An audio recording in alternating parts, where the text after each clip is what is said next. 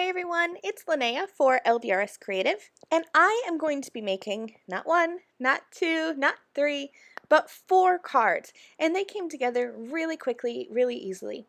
If you know me, you know I love clean and simple cards that are easy to mass produce.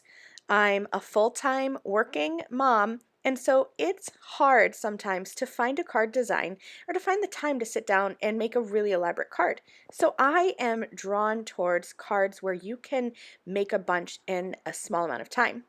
And I really love techniques like what I'm going to show you today, where you can take one A2 background and create 2 cards in just a couple of minutes.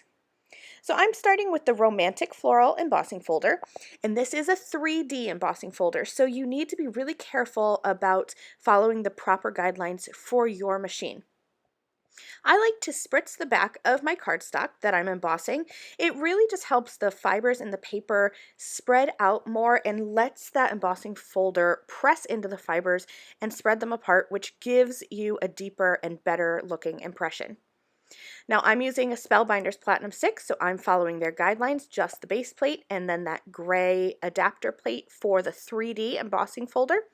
And I'm going to do this twice. Like I said, I'm going to be creating 2 cards out of one A2 panel, and since I have that adapter plate and my embossing folder out, I might as well do 2 backgrounds, and then I'll have 4 cards.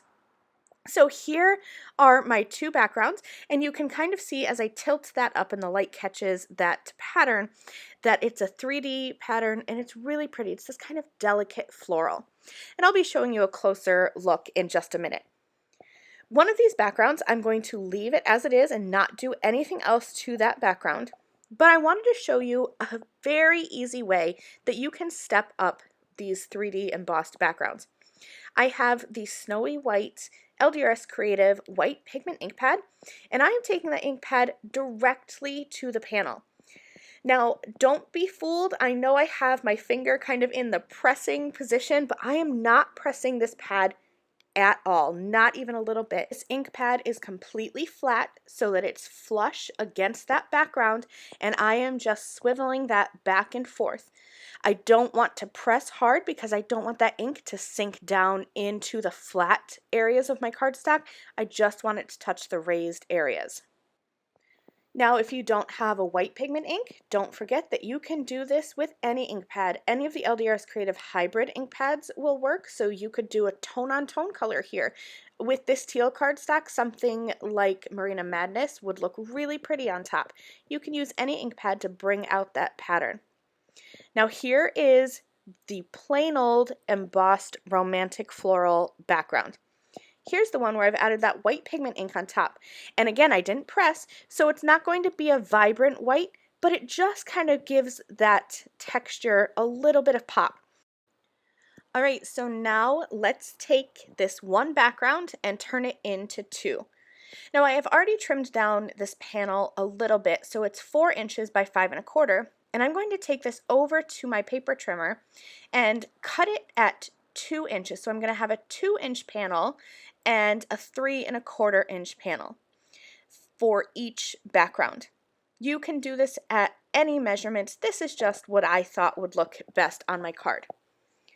I'm going to bring in a few card bases and kind of give you an idea of my layout. I'm going to take the taller piece and put that at the top of one card, and then use the smaller piece at the bottom of another card. And just like that, I'm going to have 2 backgrounds out of one panel. I love doing this when you have a stamped background or an embossed background. It's a really easy way to create 2-for-1 cards. I've taken the Hugs word die, and I have cut the Hugs word from white cardstock 8 times, and then I've cut the shadow 4 times from vellum. I'm going to be stacking the Hugs word so that it's 2 layers thick.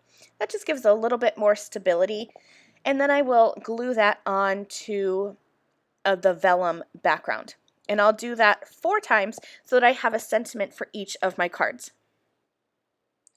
I just love this little Hugs word die. I think it's absolutely adorable, and you can use it on so many cards. Now that hugs word would be perfectly fine all on its own, but I wanted to go the extra mile and add a stamped sentiment that coordinates with that hugs word. So I have this Sending My Love stamp set, and this does have a coordinating die set if you're interested, but I'm going to be stamping directly onto the card base. So for the cards, the two cards with the smaller panel at the bottom, I have the hugs lined up on the right side, and I'm going to be stamping a sentiment over on the left that says, I believe in you and your dreams. So I'll stamp that, and then I'm also going to bring in that larger panel that's going to go up at the top. Again, I have the hugs off to the right, and I'm going to be stamping, You Have a Kind and Compassionate Heart. And I'll do that for both of the cards at the same time. Since I have that in my stamping platform, I can easily mass produce this. So here's how my card is going to be arranged. I'm going to add some foam tape behind this embossed background. You don't have to. You could glue that flat onto your card, but I think a little bit of lift gives it just a little bit of shadow and dimension, and I like that look. So I have that adhered to the top of my card.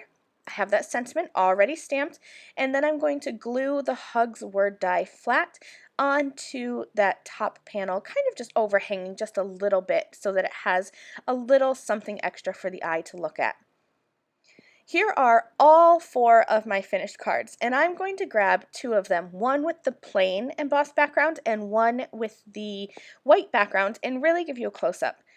I'd love to know which one is your favorite. Do you like just the plain embossed background? Easy peasy. Or do you like the one that has a bit of white pigment ink rubbed over the top so it brings out that pattern just a little bit more?